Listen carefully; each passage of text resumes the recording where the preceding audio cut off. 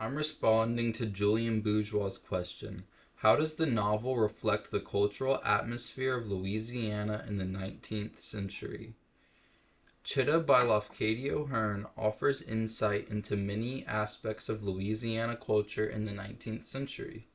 Some of these aspects are still seen in much of Louisiana today. The biggest aspect of culture that stuck out to me were Hearn's portrayal of class, the insight into family relationships, and glimpses of Creole Louisiana.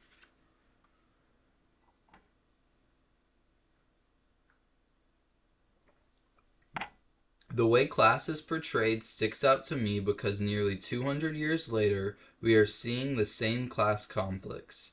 Chita's father is an old money Creole plantation owner. As Chita grows her own opinions, the disconnect with her father keeps growing. He is no longer making plantation money since the end of slavery, and reflects on it. The old man spoke of the past with kind of misty reverence, as though he could not fully quite grasp the fact that the world had moved on and left him behind. He was a relic of a vanishing era, speaking of former glories that could never return, blind to the hunger and hardship that plagued those who had once served him. This quote perfectly demonstrates how the more elite classes were disconnected from the working class. This still is true today and bound to keep happening if we don't learn from history. Although Chita's father was a member of an elite class as a Creole man, he was still discriminated against in the class. Chita's father was of mixed race. He was Afro-Creole. Um, and he was still discriminated against in the Creole class, as was Chita because of her African ancestry. Because they had African ancestry, Hearn portrays Creoles in this book as white or French or Spanish aristocrats, which is different than what we see in Afro-Creole poets, where they are African Creoles.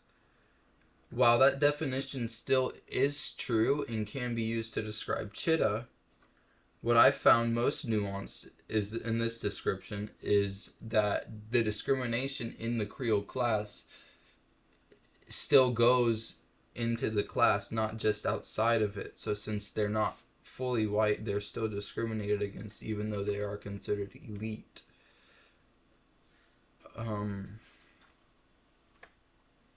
this is prevalent as Chita is battling internally and battling in herself between her Creole ancestry and her African roots.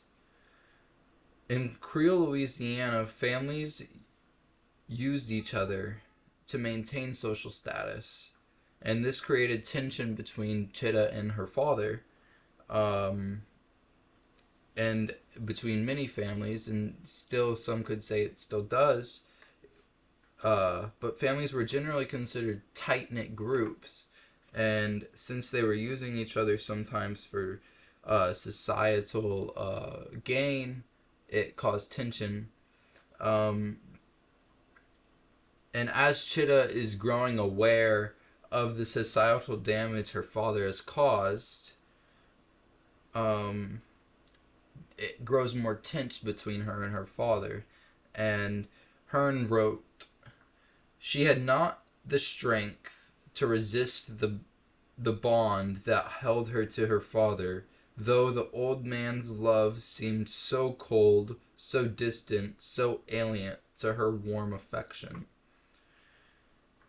The book Chita has offered me insights into Louisiana culture from a new perspective.